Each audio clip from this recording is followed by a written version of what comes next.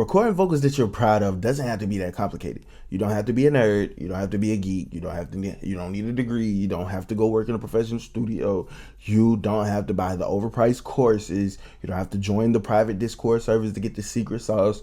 I'm gonna walk you through the things that you need to record vocals, and the DAW does not matter. First thing first, you need to figure out what you need, okay? Your voice, what interface you got, what plugins you have access to, the type of microphone you have, how loud are you gonna be when you're recording? Because to record good, clean vocals, we need to set ourselves up for success. If you have an input gain on your microphone, you need to find the sweet spot that's gonna work for you and your microphone choice, all right? The style, are you gonna be louder? Are you gonna be more like jumping between different octaves or just different inflections of your voice?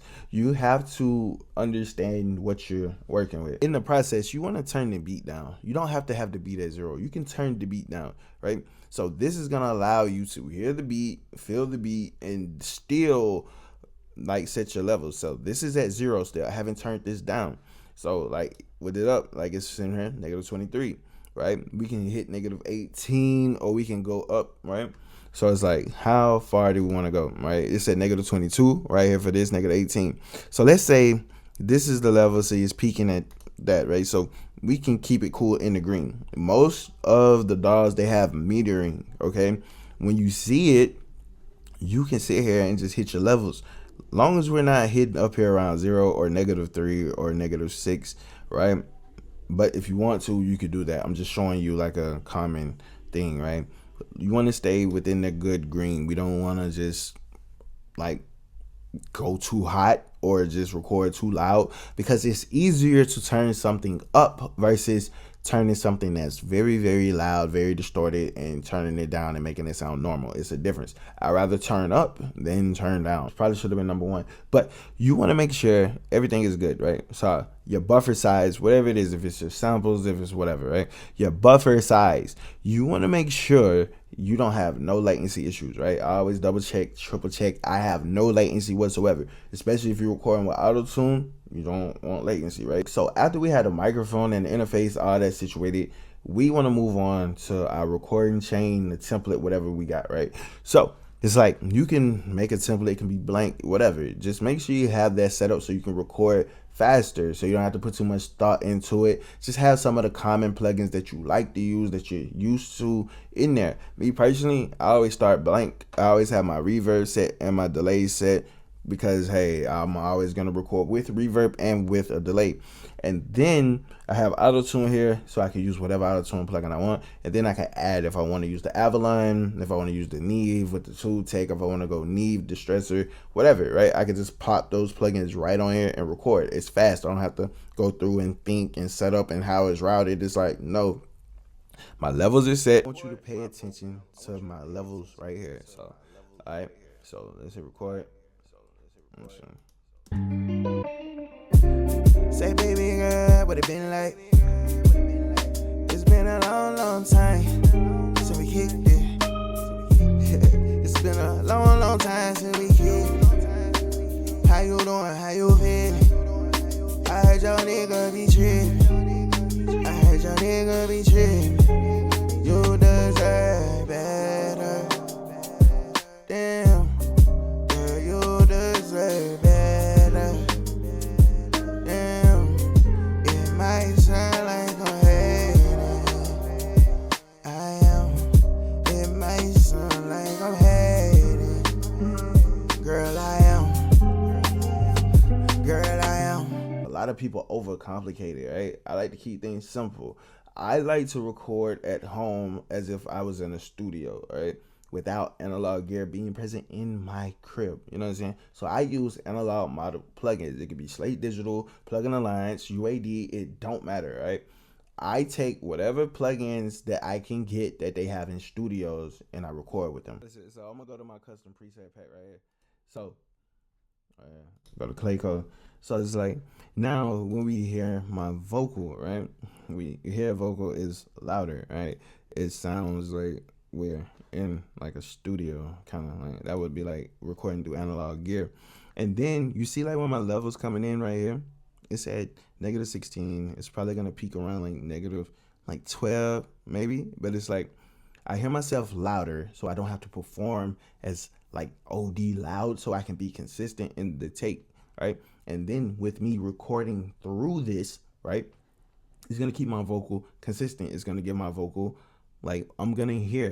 This is gonna be my starting point, right? I'm printing my auto tune because I always print my auto tune, but it's like this right here is a better, cleaner vocal signal, right? Like it just sounds good, right? It sounds good. It's gonna be consistent. We're getting the metering, so we know everything is working. That is what we're after, all right? But it's like you can use any analog model plugin like a channel strip that you can record through. It's gonna make the process way easier, and you don't have to overcomplicate it with like, oh, I need a preset, I need a preset, I need the perfect preset. It's like, bro, put a channel strip plugin on there, put the auto tune on there, have a reverb, put a delay on the send, and record. You know what I'm saying? And then worry about how you want to EQ, if you want to add more compression, how you want to side chain this, or how you want to do it. Like worry about that later. Like the goal is to record. Like, you know what I'm saying? So it's like now I go over here and I hit record on this, and then we go back on. It's like Zika. It's been a long, long time since you hit my line. How you doing? How you been? How you doing? How you been? Girl, why your nigga be blocking? Oh, why your nigga be blocking? Baby, why your nigga be blocking? Girl, you deserve better. Damn. Girl, you deserve better. Damn. It might sound like I'm 18. I am. I am. So we bring this down, right? Blocking. Oh, why your nigga be blocking? Baby, why your nigga be blocking? Girl, you deserve better. Damn. Girl, you deserve better. Damn. It might sound like I'm 18. You can tell the difference between the one that was recorded just with the auto tune, without no other plugin, with nothing, right? It sounds good, but it's missing some of that weight, some of that like warmth that the Century 2 plugin gave it down here. But the crazy thing is, we can go and add that if we want to, right? None of these ways is wrong. Like we can do whatever we want here, right? Me personally, I just like to record like I'm in the studio. You know what I'm saying? That's just me. You know, like. But you know, it's a preference thing. But I'm just saying, it's like, don't overthink it. Keep it simple. Like it is very, very simple to record. All right. I'm not saying it is simple to record, mix, master, and blow up as an artist. That's hard. But recording workable, mixable vocals, that's easy. Like that's very easy. You got people recording those on phones these days, you know what I'm saying? There's a lot of people making quality music with a phone, with an iPad. Don't matter. In the studio, out the studio, don't matter. You know what I'm saying? But it's like all the principles apply, no matter the DAW, right? Listen, all the principles apply. Listen, like it don't matter. Just figure out what works for you and how you like to get your vocals into whatever sweet spot you want your vocals. But it's all about setting the levels, man.